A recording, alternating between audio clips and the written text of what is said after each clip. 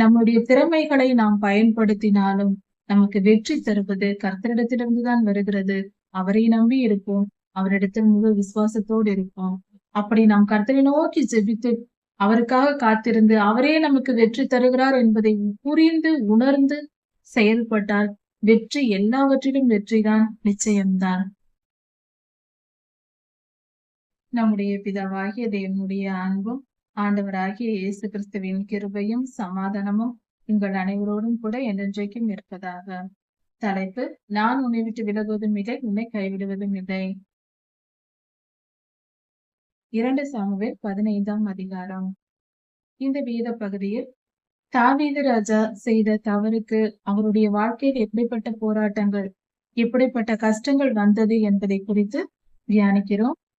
தாவீது ராஜா செய்த உரியாவிற்கு செய்த அந்த தீமையின் நிமித்தம், அந்த கொலையின் நிமித்தம் தாவீது ராஜா தன் மகனான அப்சலோமால் விரட்டப்படுகிறார். இப்படிப்பட்ட சூழ்நிலை உருவாகிறது. அதை குறித்து விளக்கமாக பார்க்கலாம்.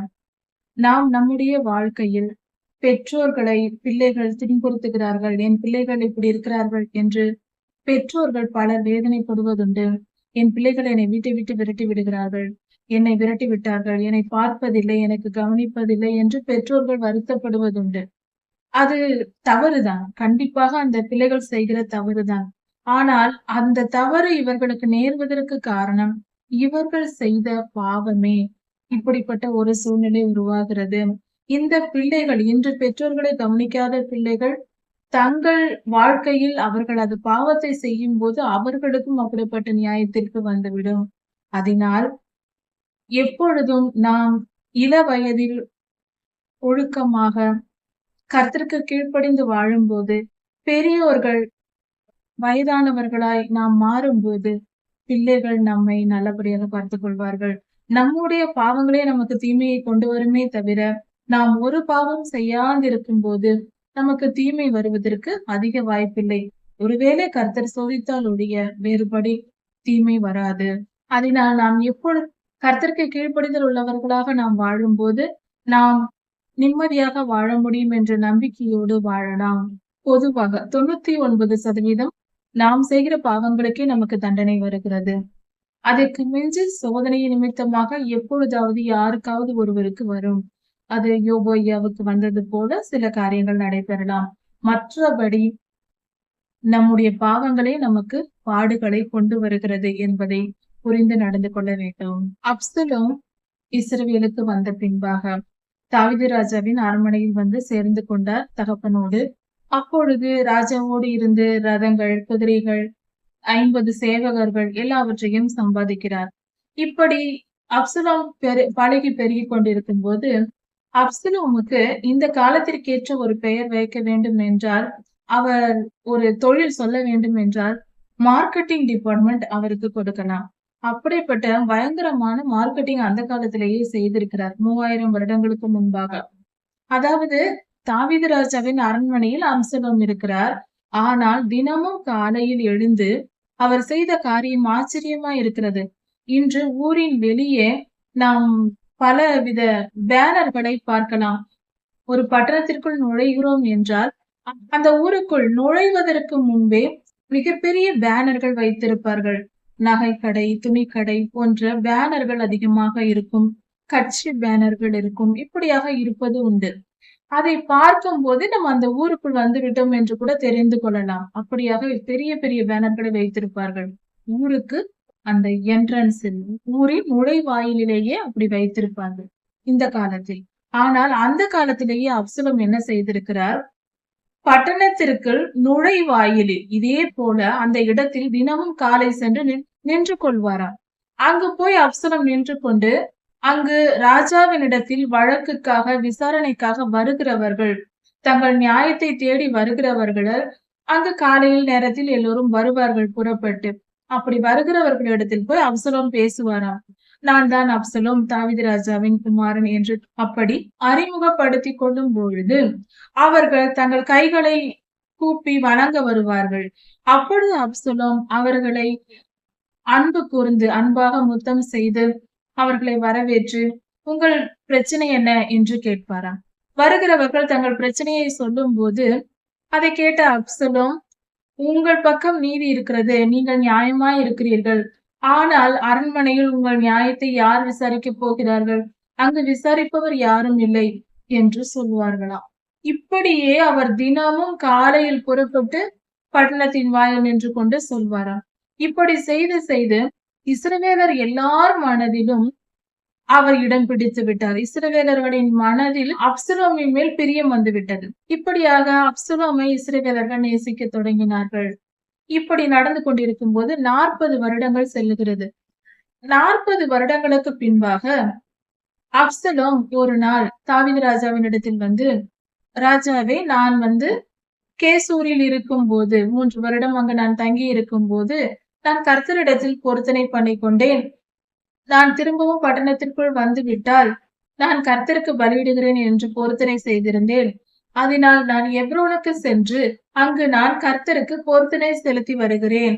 பலியிட வேண்டும், என்னை அனுப்பிவிடுங்கள் என்று அப்சலோம் கேட்கிறார். அதற்கு தாவீது ராஜா சமாதானத்துடனே போ என்று சொல்லுகிறார். அப்சலோம் புறப்பட்டு போகும்போது தன்னுடன் 200 பேரை கூட்டிக் கொண்டு போகிறார். அந்த 200 பேருக்கும் எதற்காக நாம் அப்சலோமுக்கு போகிறோம் என்று தெரியாது. அவர்கள் பலியிட என்று நினைத்துக் கொண்டு புறப்பட்டு போகிறார்கள். ஆனால் அப்சலோமின் திட்டம் வேறு.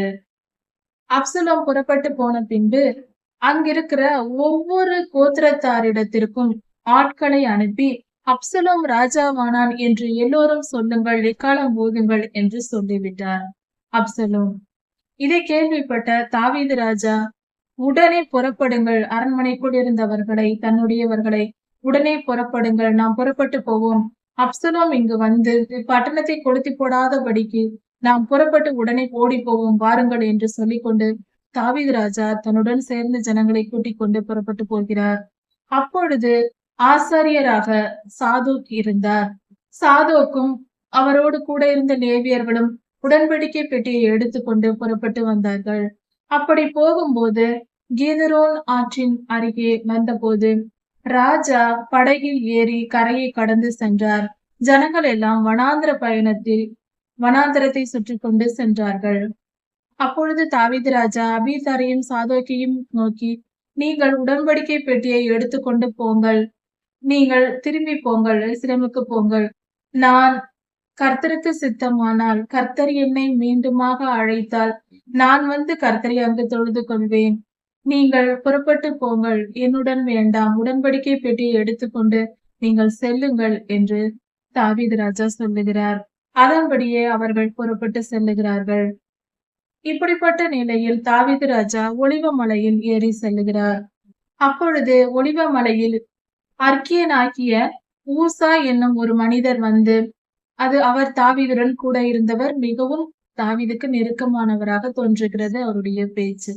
அவர் தன் வஸ்திரங்களை கிழித்துக் கொண்டு தாவீது ராஜாவின் இந்த நிலையை கண்டு மிகவும் வருந்துகிறார்.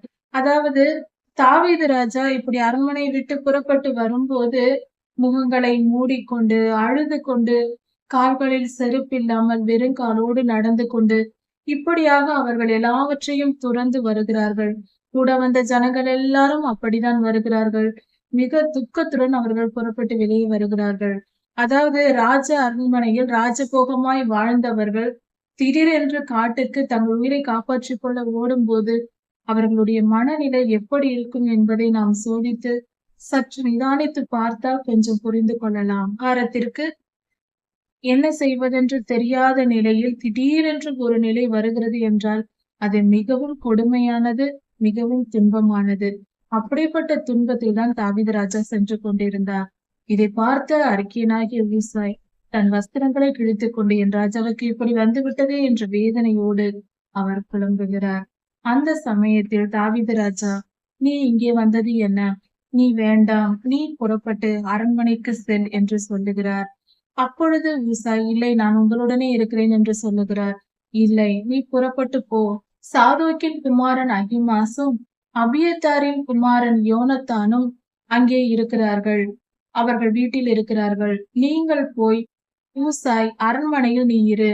அங்கு அரண்மனையில் நடக்கிற செய்திகளை எல்லாம் நீ ஆசாரியரான சாதோக்கியிடத்திலும் அபியத்தாரிடத்திலும் சொல்லுங்கள்.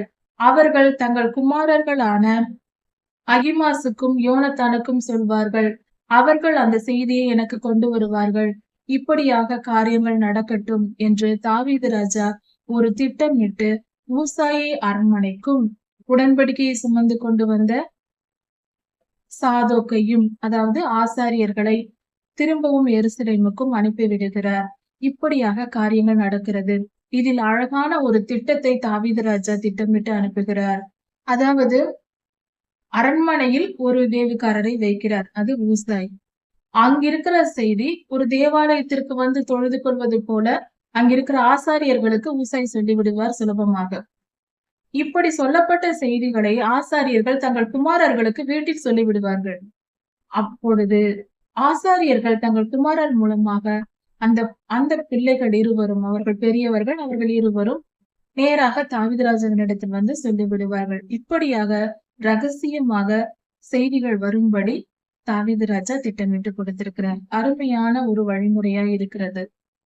அதாவது தாவீது ராஜா இந்த திட்டமிடுவதற்கு முன்பே அகிதோப்பேல், அதாவது தாவீதுடன் கூட இருந்த அகிதோப்பேல் என்னும் மனுஷன் அப்சலோமோடே சேர்ந்து கொண்டார் என்று தாவீது ராஜாவுக்கு சொல்லப்படுகிறது.